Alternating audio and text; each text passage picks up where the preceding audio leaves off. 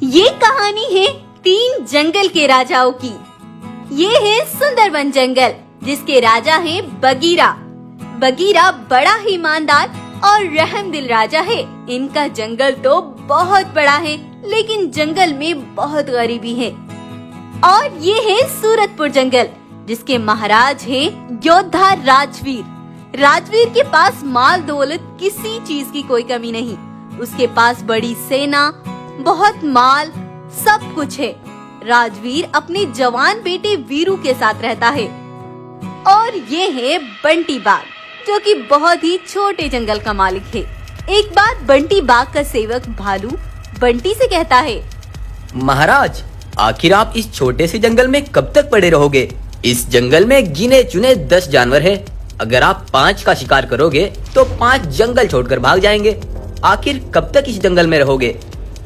तुम चिंता मत करो भालू, मैं जल्द ही उस बगीरा का जंगल अपने कब्जे में ले लूंगा। मुझे बस कोई एक मौका मिले और मैं राजवीर को बगीरा के खिलाफ भड़काकर बगीरा को जंगल से निकलवा दूंगा और खुद उस जंगल का राजा बन जाऊंगा।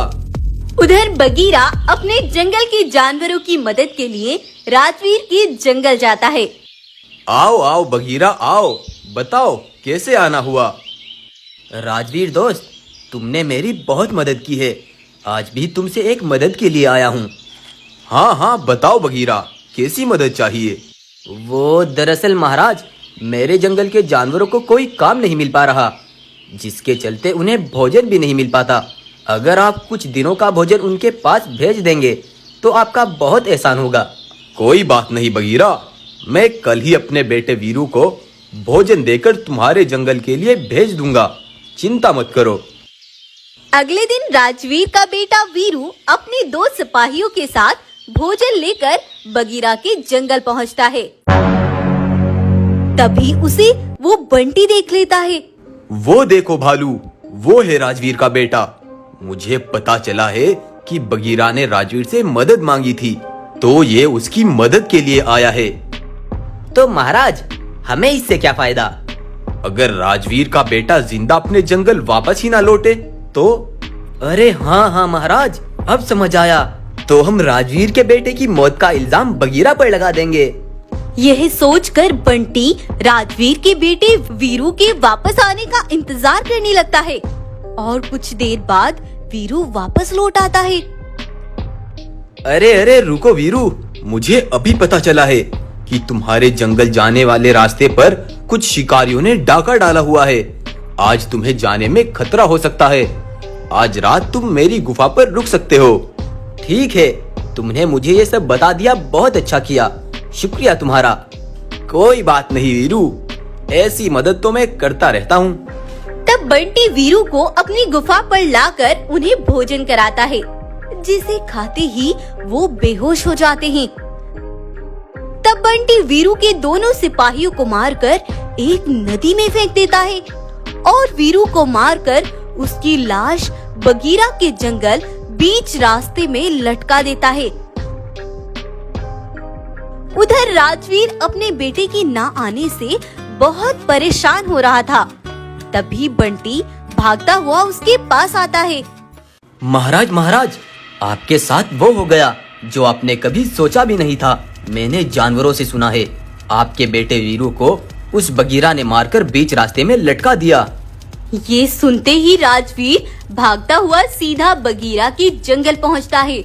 तो वो देखता है उसके बेटे वीरू की लाश को बीच रास्ते पर लटका रखा है।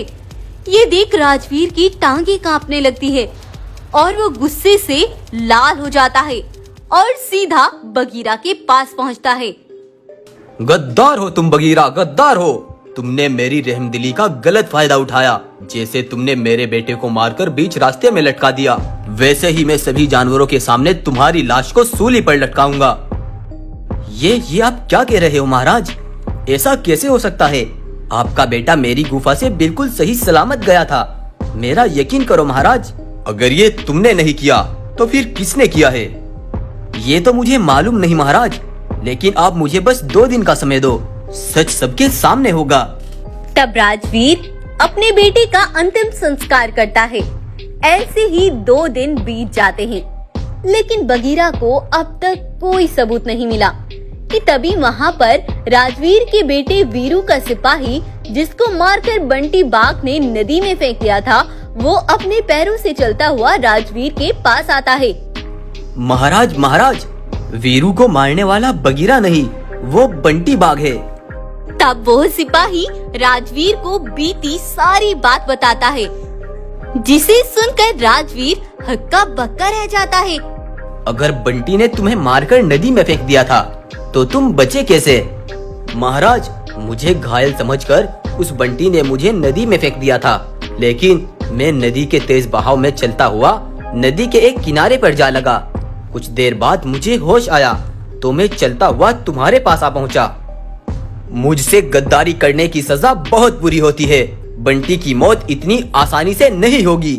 ये कहकर राजवीर तेजी से दौड़ता हुआ बंटी के पास पहुंचता है और उसे पकड़कर बहुत मारता है और अपने सिपाहियों से लकड़ियों में तेज आग लगवाता है और बंटी को जिंदा ही उस तेज झुलसती हुई आग में डाल देता है। बंटी फूक फूक कर राख हो जाता है। इस तरह राजवीर गद्दार बंटी से अपने बेटे की मौत का बदला ले लेता है और फिर से जंगल में रहने लगता है।